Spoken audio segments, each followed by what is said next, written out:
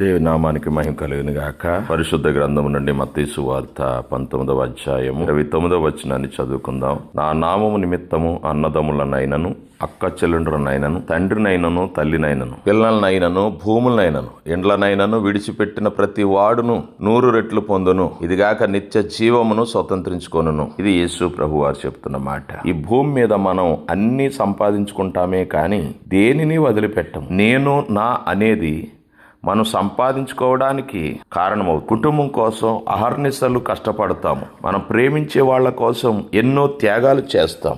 ఎందుకంటే 24 గంటలు వాళ్ళ గురించి ఆలోచిస్తాము. కాబట్టి మనకు ఏదో ఒక కష్టం వచ్చేదాకా దేవుని గురించి ఆలోచించము. కాబట్టి ఆయన కోసం ఏదైనా త్యాగం చేయాల్సిన అవసరం రాదు. ఏదో దేవునికి 10, 25 కొంతమంది ఏదో ముష్టి వేసినట్లు వేసి అదేదో గొప్ప త్యాగంలా భావించే వాళ్ళు దేవుని కోసం అన్నదమ్ముల్ని, అక్క చెల్లెళ్లను, తల్లిదండ్రులను, పిల్లలను, భూములను, ఎండ్లను వదిలేస్తారా? ఒకవేళ ఇంట్లో వాళ్లతో మనశ్శాంతి లేకపోతే వాళ్ళను వదిలేసి మనశ్శాంతి కోసం ఏదైనా దేవుని పని చేస్తారేమో కానీ దేవుని కోసం ఇళ్లను, భూములను వదిలేసేటంత దేవుని ప్రేమించే వాళ్ళు ఈ రోజుల్లో ఉంటారా? అలా దేవుని కోసం సర్వం త్యాగం చేసే వాళ్ళలో సంఘ కాపరులు, సువార్థికులలోనైనా సరే మీరెక్కడైనా చూసారా? ఆది సంఘములోని శిష్యులు దేవుని కోసం సమస్తం అమ్మేసి అపోస్తలుల పాదాల దగ్గర పెట్టినట్లు చూడగలం. పేతురు, పౌలు, బర్నబా, తిమోతి, స్తెఫను ఇతర అపోస్తలు చేసినట్లు సమస్తాన్ని విడిచి తమ ప్రాణములను సైతం లెక్క చేయకుండా దేవుని పనిచేసే వాళ్లను భూతార్థం పెట్టి చూసినా వెదకినా ఒక్కరు కూడా దొరకరు.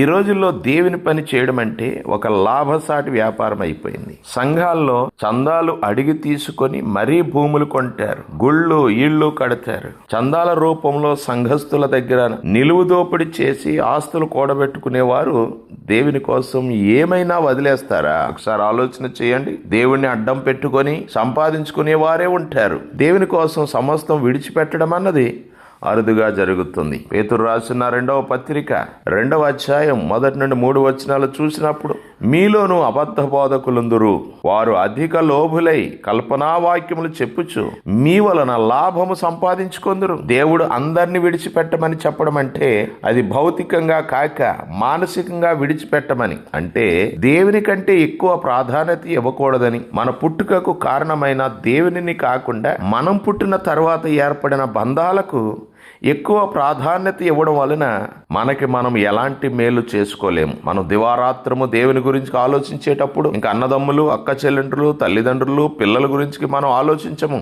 భూములు కొనాలని, ఇల్లు కట్టుకోవాలని ఆలోచించము. విడిచిపెట్టడం అంటే అదే.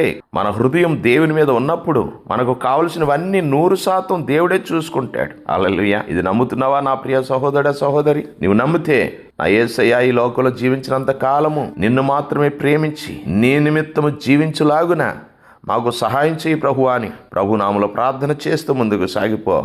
దేవుడు నీ ప్రతి అవసరతను తీర్చి అన్ని విషయాల్లో దేవుని సహాయం నీకు అందిస్తాడు. ప్రభు యొక్క కృప సదాకాలము మీకు తోడైండును గాక. ఆమెన్.